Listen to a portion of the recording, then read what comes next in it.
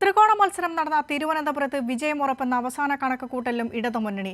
Exit poll ഫലങ്ങൾ ആശങ്കയിൽ വേണ്ടെന്ന് ഇടതുമുന്നണി. അതേസമയം വിജയം ഉറപ്പെന്ന അവകാശവാദവുമായി BJPയും UDFും. 2019 കണക്കുകൂട്ടലല്ല ഇത്തവണ തിരുവനന്തപുരത്ത് വേണ്ടതെന്ന് ഇടതുമുന്നണി നേരത്തെ പറയുന്നതാണ്. തെരഞ്ഞെടുപ്പിന് ശേഷം ബൂത്തടിസ്ഥാനത്തിലെടുത്ത കണക്കുകളിലും ഇടതുമുന്നണി ഈ ആത്മവിശ്വാസം കൈവിടുന്നില്ല. 2019 ശേഷം സ്ഥിതി മാറി. 7 നിയമസഭാ മണ്ഡലങ്ങളിൽ 6ഉം ഇടതുമുന്നണിക്കൊപ്പം. തദ്ദേശ തെരഞ്ഞെടുപ്പിലും ഇടതിനായിരുന്നു മുന്നേറ്റം. മണ്ഡലത്തിൽ ഏറ്റവും കൂടുതൽ സ്വീകാര്യനായ പന്ന്യൻ രവീന്ദ്രൻ സ്ഥാനാർത്ഥിയായതും ചിട്ടയായ തെരഞ്ഞെടുപ്പ് പ്രവർത്തനവും വോട്ടാകുമെന്നാണ് കണക്കുകൂട്ടൽ. UDF സ്ഥാനാർത്ഥി ശശി തരൂരിൻ്റെ വോട്ട് ബാങ്കിൽ വിള്ളലുണ്ടായി. നഗരത്തിലെ കോൺഗ്രസ് വോട്ടുകൾ BJPയിലേക്ക് ഒഴുകി. ന്യൂനപക്ഷ വോട്ടുകൾ പന്ന്യനെ പിന്തുണയ്ക്കുകയും ചെയ്തിട്ടുണ്ട്. 25,000 വോട്ടിന് മുകളിൽ പന്ന്യൻ വിജയം ഉറപ്പിക്കുമെന്നാണ് LDFിൻ്റെ കണക്കുകൂട്ടൽ.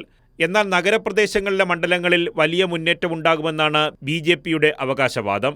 പാറശാലയിലും നെയ്യാറ്റിൻകരയിലും 2ാം സ്ഥാനത്ത് വരും. അങ്ങനെ 25,000 വോട്ടിന് വിജയിക്കുമെന്ന് BJPയും അവകാശപ്പെടുന്നു. പക്ഷേ UDF ഭൂരിപക്ഷത്തിന്റെ കാര്യത്തിൽ കണക്കു പറയുന്നില്ല. തീരദേശ മണ്ഡലങ്ങളും ന്യൂനപക്ഷ വോട്ടും ഇത്തവണയും തന്നെ പിന്തുണച്ചെന്നാണ് ശശി തരൂരിന്റെ കണക്കുകൂട്ടൽ. കഴിഞ്ഞ തവണത്തെ ഭൂരിപക്ഷം ഉണ്ടാകില്ല. നേരിയ വോട്ടിനെങ്കിലും വിജയിച്ചു വരുമെന്നും UDF കണക്കുകൂട്ടുന്നു. അതേസമയം കണക്കുകൾ ആർക്ക് ഗുണമാകുമെന്ന് അറിയാൻ ഇനി ഒരു ദിവസം മാത്രമാണ് ബാക്കി.